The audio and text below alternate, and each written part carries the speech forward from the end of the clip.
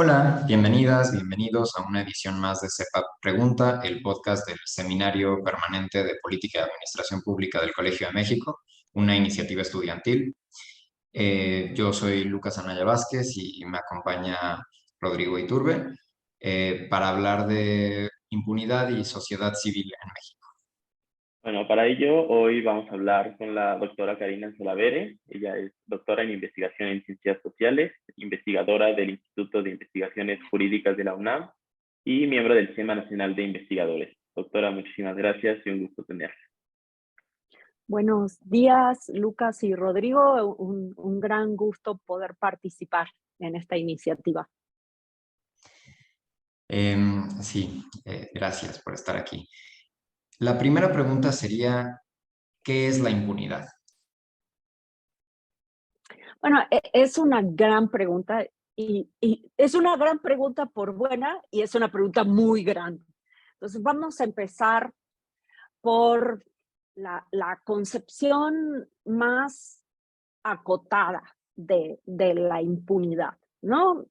Si uno tuviera que decir, bueno, ¿en qué pienso cuando pienso en impunidad? Es en qué actos tendrían que tener sanción, ¿no? Que socialmente se establece que deben tener sanción, no la tienen. Entonces, hay algo que no está funcionando adecuadamente, ¿no? Esa es la definición más general y a su vez acotada de impunidad, y se utiliza mucho en la parte del derecho que se dedica a la sanción, que es el derecho penal, ¿no? Porque no todo el derecho establece sanciones, no todas las ramas del derecho establecen sanciones, ¿no? Pero las que establecen sanciones, delitos, a las conductas consideradas ilegales, es el derecho penal. Entonces, cuando muchas veces hacemos referencia a la impunidad, cuando en México, por ejemplo, decimos hay 94% de impunidad, nos estamos refiriendo a delitos que no son denunciados, ¿no? O que son denunciados pero no llegan a una sentencia, y nos lleva a pensar en cómo funciona el sistema de justicia penal, ¿no? Si castiga a quien tiene que castigar, o si no castiga, o si castiga a un grupo más que a otro. Pues bueno, yo diría es eso, que es que en una sociedad los mecanismos de sanción establecidos para, digamos, evitar conductas que se consideran inadecuadas no operan. Ahora bien, ¿cuál es el panorama general en el que se encuentra México a partir de la impunidad y cómo se encuentra el país dentro de la región, es decir, en América Latina? ¿Cuál es la diferencia que existe en la impunidad? Bueno, en México, lamentablemente, tenemos una impunidad casi absoluta. Y como les digo, los índices de impunidad miden en general especialmente la sanción, ¿no? La sanción a un delito. Y en México oscila en los últimos años entre el 94 y el 96% de impunidad. Los delitos según la encuesta nacional de victimización, que es una encuesta que hace el INEGI, donde le pregunta a la gente si fue víctima de un delito en los últimos tiempos, qué tipo de delito y qué hizo, ¿no? Si fue a denunciar, si no denunció, y si fue a denunciar, qué pasó con su caso, ¿no? Entonces, lo que tenemos es que pues, los niveles de impunidad son altísimos. La impunidad es prácticamente absoluta. O sea, 9.4 de cada 10 delitos van a quedar impunes. Es eso en esos términos. Ahora, ¿qué hay que decir? Bueno, en ningún país del mundo, hay impunidad cero. No existe la impunidad cero. Pero bueno, entre la impunidad cero, que no haya un solo delito que quede sin sancionar, y una impunidad casi total, hay muchos grises, ¿no? Digamos, yo creo que por homicidio, no lo tengo súper actualizado, pero por homicidio en Estados Unidos la tasa de impunidad era cercana al 50%. Digo, como pueden ver, es, es, hay muchos delitos impunes y así sucesivamente. En América Latina la impunidad en general es alta, pero México se encuentra en los niveles más altos de impunidad en la región, ¿no? En el sistema de justicia en la región. Si no me equivoco, pero tendría que checar las cifras, Chile era de los países que tenía una impunidad más baja dentro de la región, y México estaba entre los que tenía impunidad más alta. Pero bueno, yo lo que quiero destacar es eso, ¿no? Que no existe sistema, no existe sociedad o sistema político en el que haya impunidad cero. ¿Por qué eso? Bueno, en general porque no hay sistema penal que pueda procesar la totalidad de los delitos, ¿no? Y además, los sistemas penales están organizados para que los agentes del sistema de justicia penal tengan algún grado de discrecionalidad, ¿no? En qué se investiga y qué no, justamente, ¿no? ¿Qué se prioriza para investigar y qué no? Pero me quedaría aquí para poder escuchar su segunda pregunta. Sí, ya en el contexto específico de México, en términos de sexenios, ¿cómo se ha comportado estos niveles de impunidad? ¿Han cambiado? ¿Se han mantenido igual? Prácticamente no han cambiado. La impunidad en México es sorprendentemente estable, ¿no? Se han hecho reformas del sistema de justicia penal, se han cambiado, se han hecho autónomas las fiscalías, ha habido muchos cambios a nivel institucional, y sin embargo los niveles de impunidad prácticamente no se han movido, ¿no? Lo cual nos lleva a pensar qué está pasando, nos lleva a pensar, digo, bueno, como cientistas sociales, ¿no? Nos tenemos que preguntar por qué se modifican las instituciones, se cambian los sistemas de incentivos, ¿no? Y sin embargo, la impunidad, la proporción o la tasa de impunidad en los últimos, por lo menos década y media, no ha bajado del 90%, ¿no? Entonces, prácticamente no ha cambiado significativamente. Entonces, bueno, creo que esto nos lleva a preguntar de alguna manera cuál es el núcleo duro de la impunidad, ¿no? Porque si se están reformando cosas que se supone que tienen que ver con mejorar el sistema de justicia penal, hacerlo más justo, ¿no? Y demás, ¿qué está pasando? ¿No? ¿Cuál es el núcleo duro de eso? Bueno, alguien me podría decir, cuando aumentan exponencialmente, ¿no? Los delitos, sobre todo delitos complejos como los homicidios, las desapariciones, para investigar, ¿no? Bueno, pues el sistema está más sobrecargado, ¿no? O sea, tienes que investigar más cosas, resolver más investigaciones penales, y a lo mejor no hay recursos o sea, aumenta el trabajo. Bueno, o sea, hay varias hipótesis acerca de qué puede estar pasando, pero creo que esto, lo que sí tenemos que pensar, me parece, es urgente, es abrir la caja negra de la impunidad, ver qué hay ahí adentro, que a pesar de que se están moviendo y hay muchas iniciativas, pues esto parece algo súper duro, súper persistente, que no logra moverse o no logra moverse en la medida que podamos ver resultados contundentes, ¿no?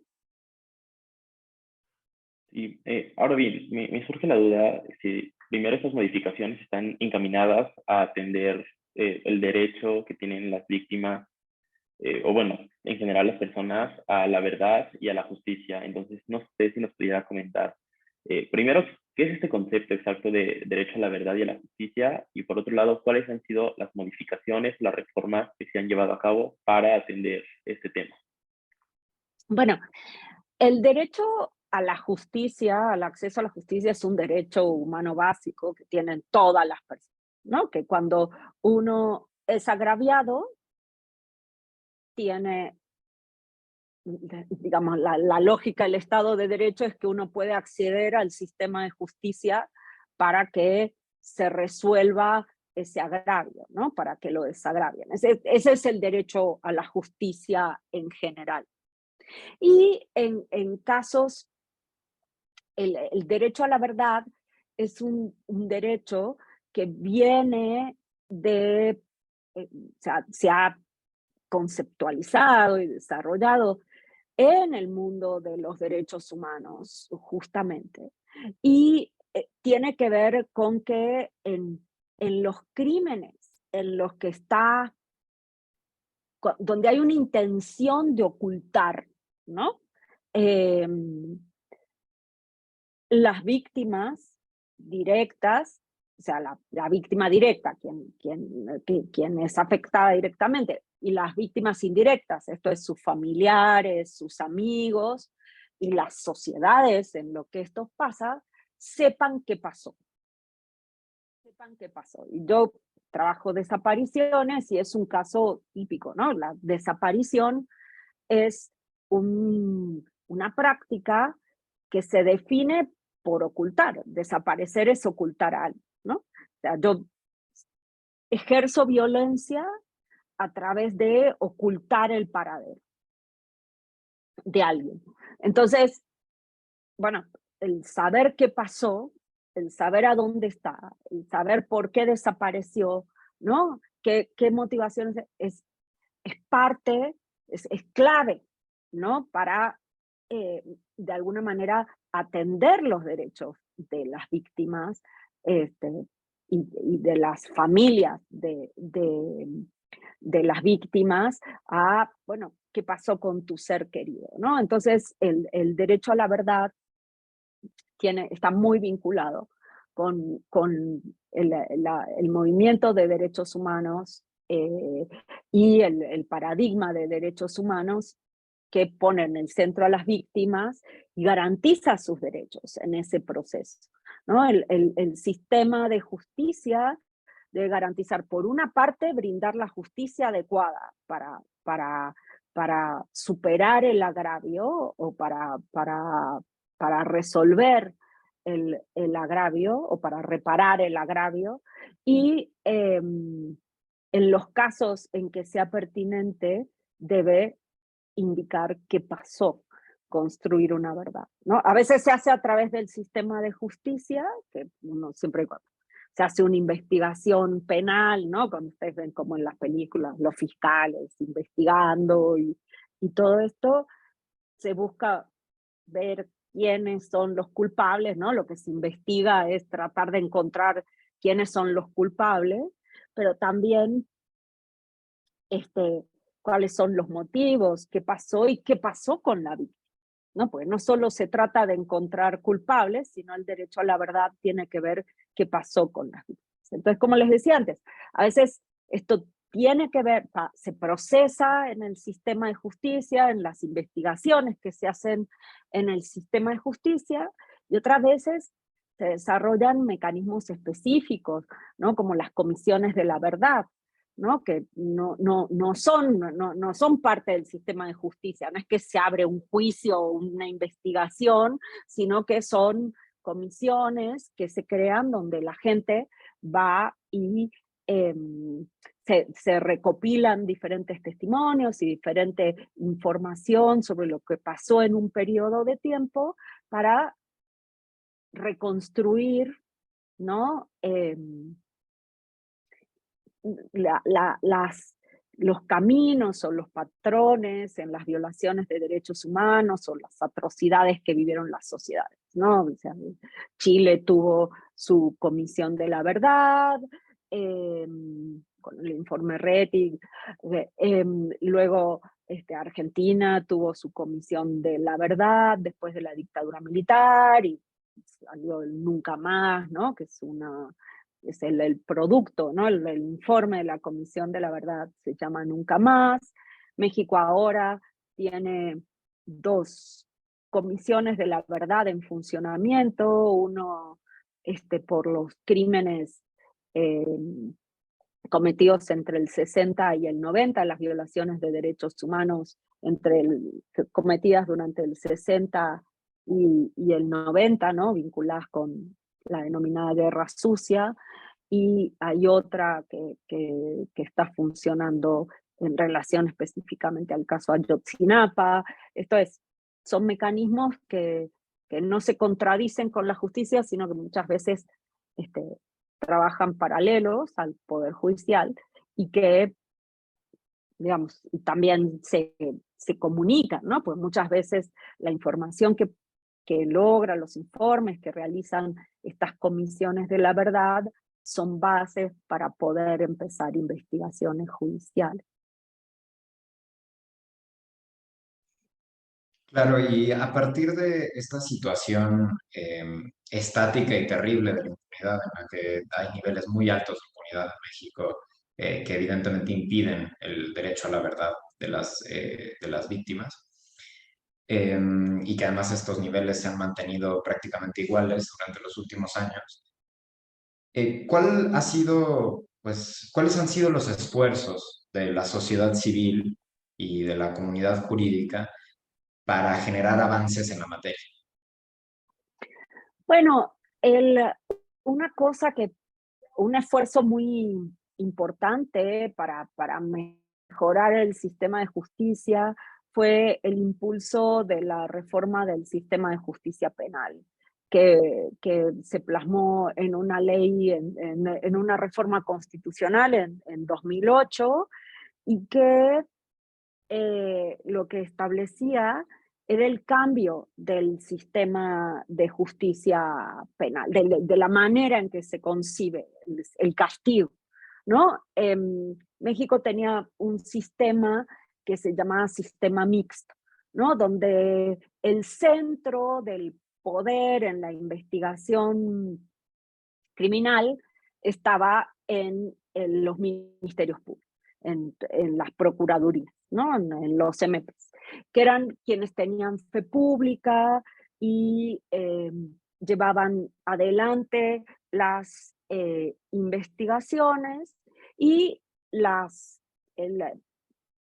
los abogados defensores de los imputados, ¿no? De los presuntos responsables de las personas imputadas, estaban en una posición, digamos, de menor jerarquía y menor poder en el proceso.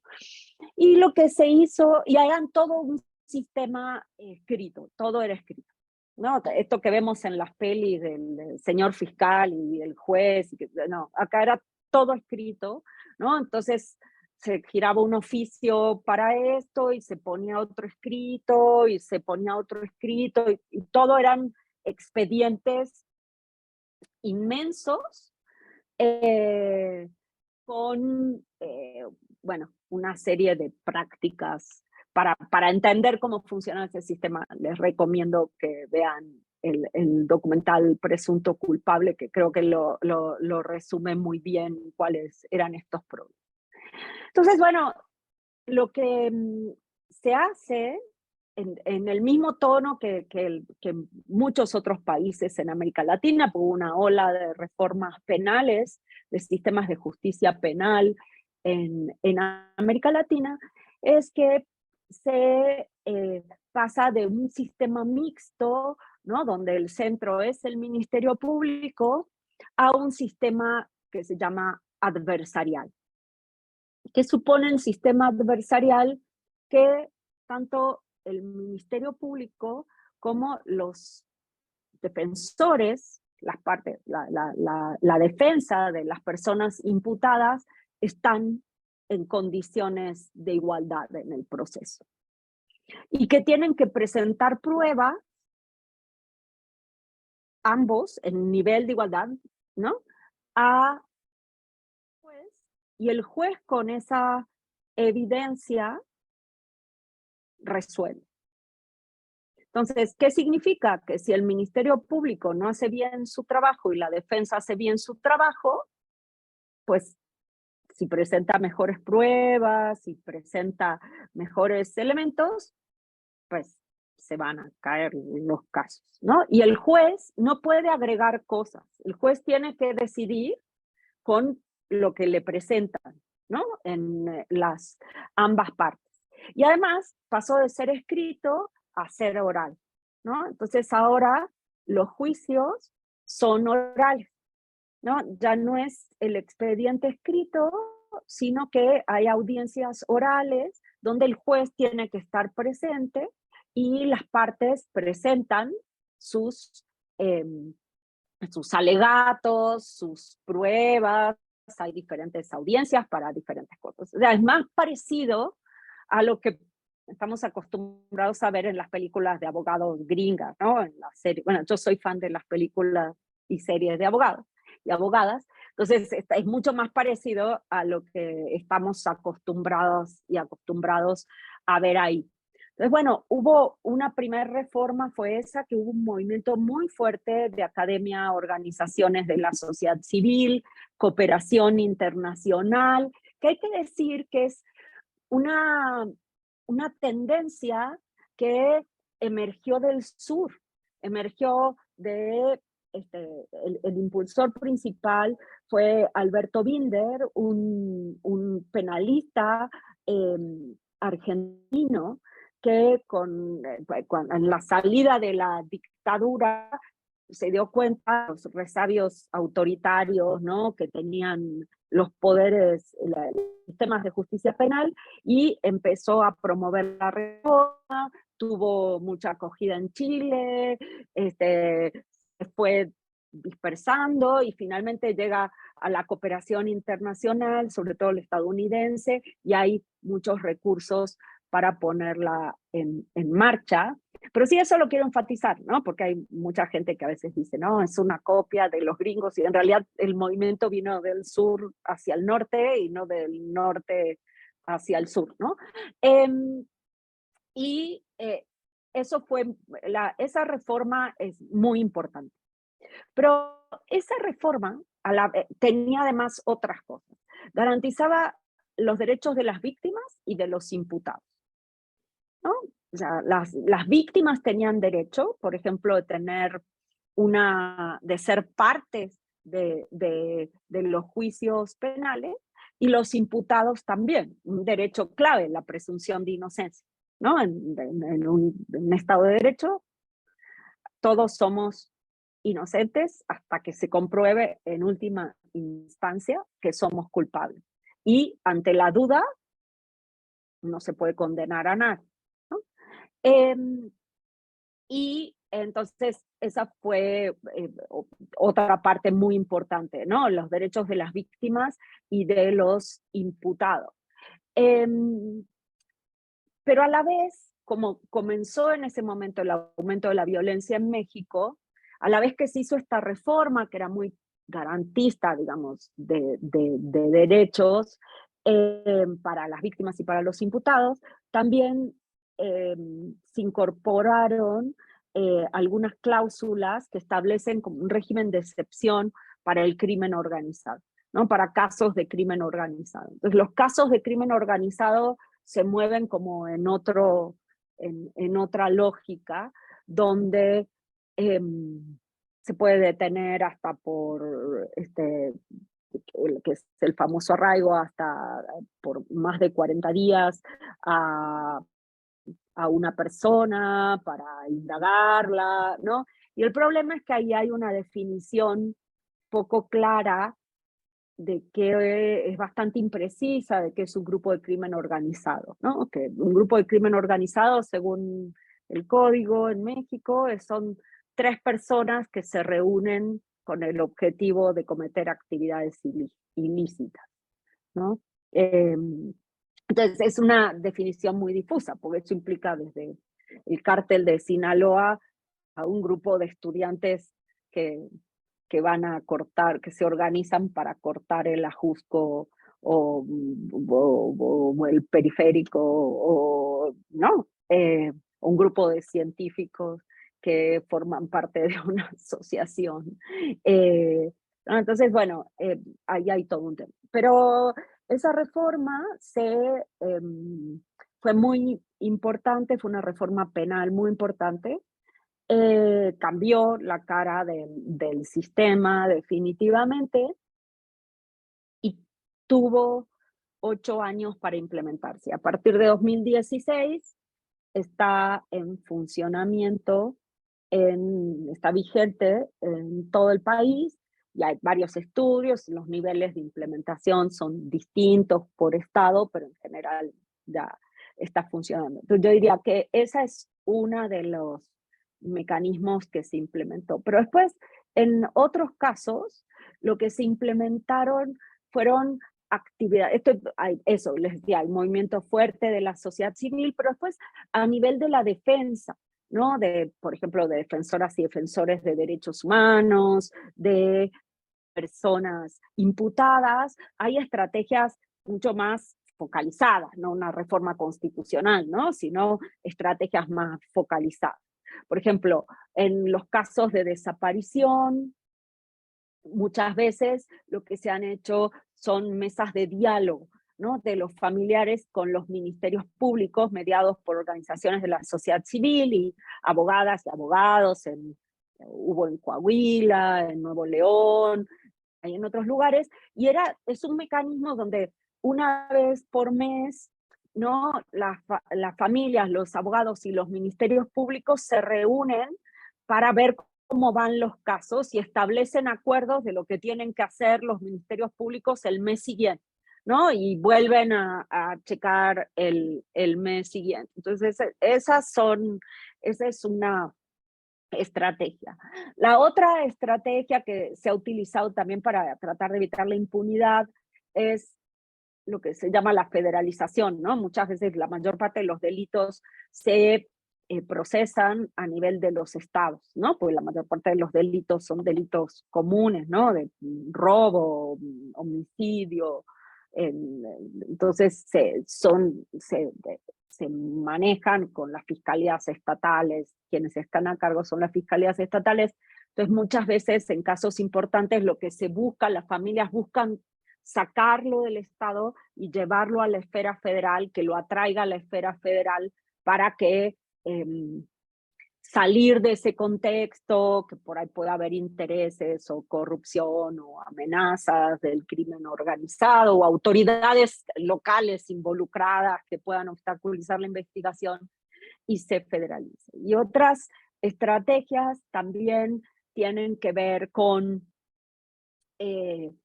llevar casos a la esfera internacional, ¿no? Ya sea presentar denuncias ante comités de Naciones Unidas, denuncias individuales para lograr recomendaciones, o ir al sistema interamericano, ¿no? Y bueno, hace 2 años, si no me equivoco, tuvimos una sentencia, hay muchas sentencias contra México de la Corte Interamericana, pero una de las la anteúltima, la última fue la de Digna Ochoa, pero la anterior sobre el caso Alvarado, ¿no? Y el caso Alvarado es un caso de desaparición cometida por miembros de Fuerzas Armadas, ¿no? Entonces, se va al sistema internacional cuando las cosas no avanzan en el sistema nacional. Y también hay organizaciones y abogados que lo que están haciendo ante la cantidad, la magnitud del problema de la violencia, ¿no? que está viviendo el país, la magnitud del problema de las desapariciones, más de 100.000, ¿no?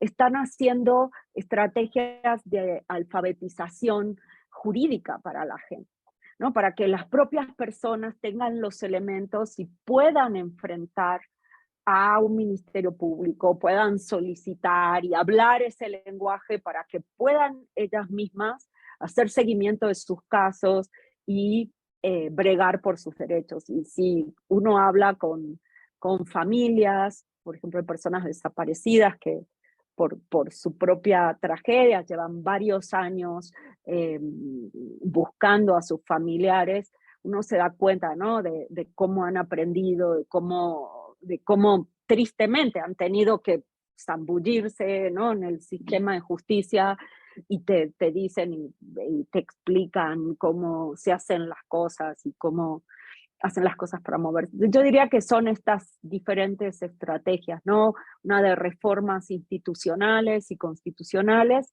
y otras de demanda a diferentes niveles, ¿no? Desde estrategias puntuales a estrategias de internacionalización o federalización o alfabetización jurídica de las víctimas, ¿no? Y entonces, ¿por qué no han funcionado estas estrategias hasta el momento? ¿Por qué seguimos con los mismos niveles de impunidad? Esa es una gran pregunta. Yo estoy haciendo una investigación sobre eso justamente. Eh, y yo digo que en parte porque en parte todo el tiempo el sistema de justicia penal, ¿no?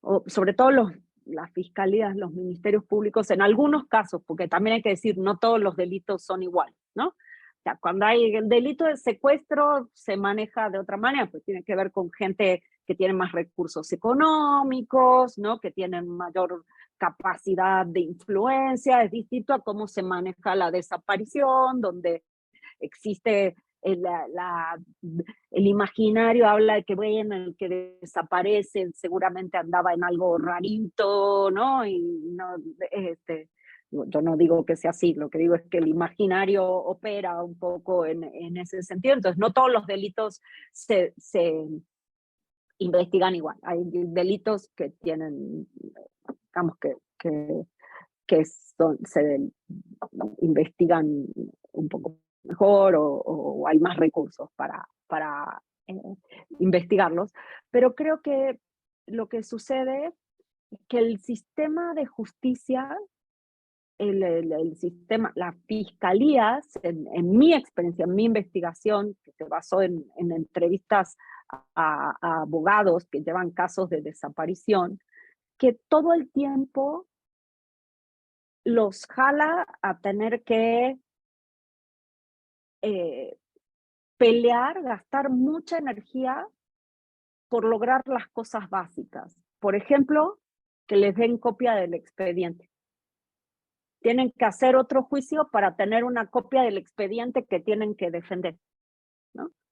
Entonces, hay gran parte de la energía se va en hacer estas cosas, en lograr lo básico para poder defender a alguien, ¿no? Para poder avanzar el caso. Y entonces hay dilaciones, a veces las familias son las principales investigadoras en los casos de desaparición y llevan información y a veces pues, se tardan 2 años en emitir las órdenes de aprehensión, ¿no? Como es ir contracorriente de un sistema que tiene otro ritmo y que sabemos que uno, y ustedes como estudiantes de ciencia política, los ritmos del Estado y de las políticas públicas uno no los puede leer inocentemente, ¿no? La lentitud o la rapidez nos dicen algo, ¿no? Y uno tiene que poder interpretar esa rapidez o esa lentitud en ciertas cosas.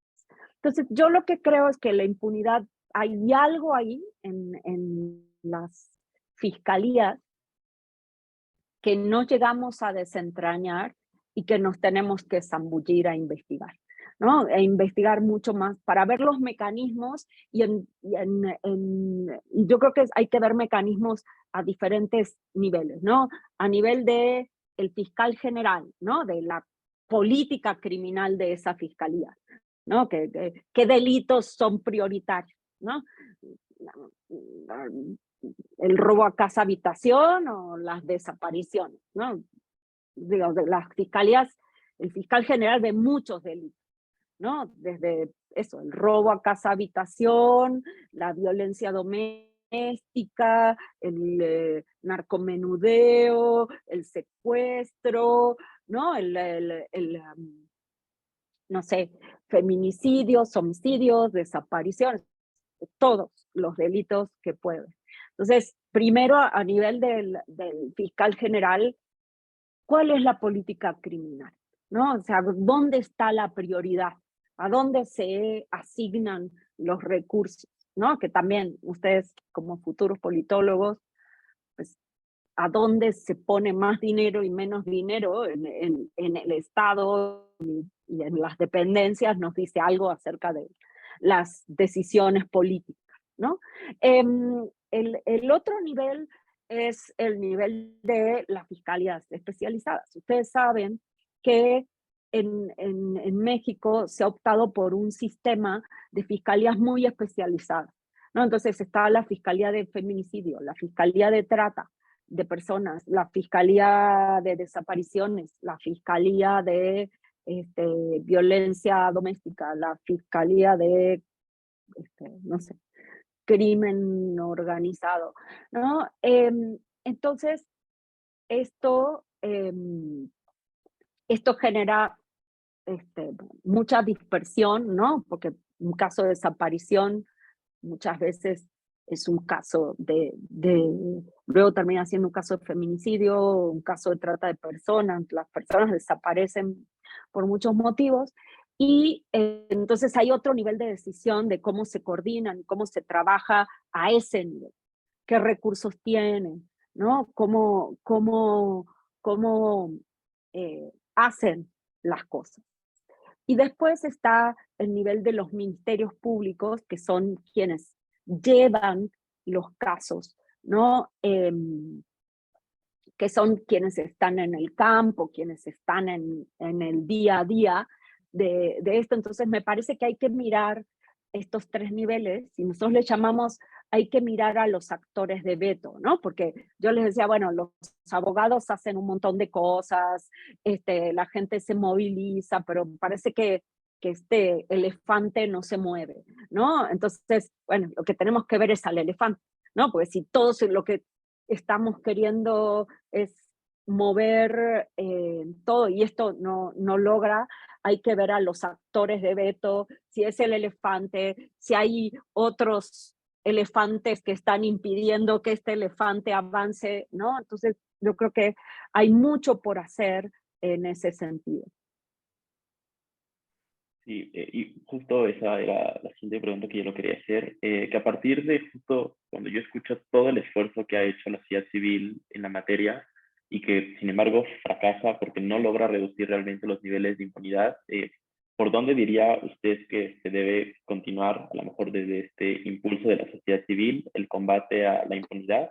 Y pues con el sentido de que se construya una estrategia que realmente reduzca estos niveles en la práctica. Bueno, yo creo que hay también diferentes niveles de análisis. Primero, contexto.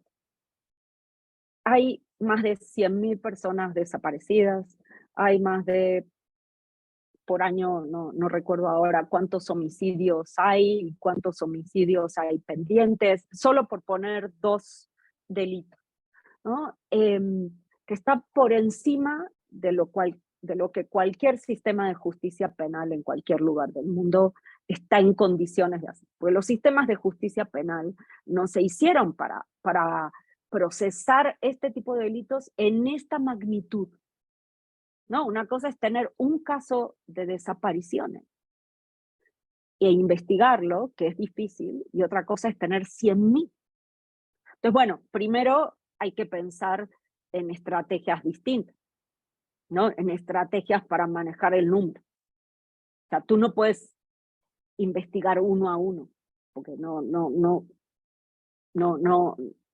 el famoso análisis de contexto, ¿no? Donde hay que situar los casos, ver con qué se parece, identificar patrones, hacer investigaciones que den cuenta de patrones regionales, bueno, esa es una, ¿no? Porque ante esta magnitud no puedes investigar eso, 100.000 desapariciones con la estrategia que tienes para investigar una. Así de simple. Esa es una, cambio de estrategia, ¿no? Y creo que la sociedad civil en esto de implementar estrategias colectivas, pensar que además de la justicia penal hay otros tipos de justicia, no enfocarse exclusivamente en la justicia penal, sino muchas veces en la búsqueda, ¿no? En encontrar a su ser querido, qué es lo que más quieren, ¿no? Y por eso todas las iniciativas de búsqueda, las instituciones de búsqueda que se han creado, es una estrategia.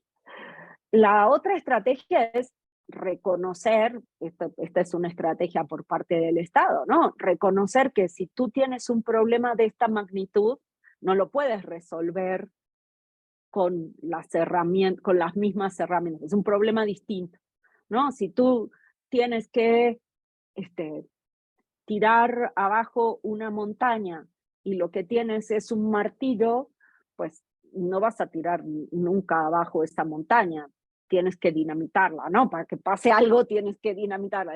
Digo, perdón por usar esta comparación tan brutal, pero es lo mismo, si tú estás llevando caso a caso y mandas oficios y llevas y esperas que te conteste y son casos complejos, pues no vas a avanzar en ese sentido. Entonces creo que ahí es donde hay que pensar en estrategias de investigación y adecuadas a la magnitud de los problemas que se están llevando. Y las fiscalías están, digamos, la lógica generalizada, hay excepciones, pero la lógica generalizada es el 1 a 1, ¿no? Porque cada caso es distinto. Y aunque tengas, entonces el caso donde la persona desapareció en la carretera Nuevo León, de Monterrey Nuevo Laredo, lo lleva el Ministerio Público A, y el caso de esta otra persona que también desapareció en esta carretera una semana después, lo lleva el Ministerio Público B, pero el Ministerio A con el E no se hablan nunca. Y el C lleva otro caso que también sucedió ahí 2 semanas después en la misma gasolinera y en la misma zona. Entonces, bueno, este es un sistema completamente disfuncional, ¿no? Y que hay que pensar cómo se funcionaliza, porque si no se comunica, no hay mesas de trabajo entre la gente y ver, a ver, todos tenemos casos de desaparición, que desapareció en el mismo lugar, en el mismo periodo de tiempo, en la misma zona, bueno, ¿qué pasaba en ese lugar en ese momento? No digo que sea fácil investigarlo, pero si cada cual investiga, se multiplica por 3 en pocos recursos. Entonces creo que esa es otra. Y ver también las configuraciones de poder, porque las fiscalías no están al margen de pues las configuraciones de poder locales, ¿no?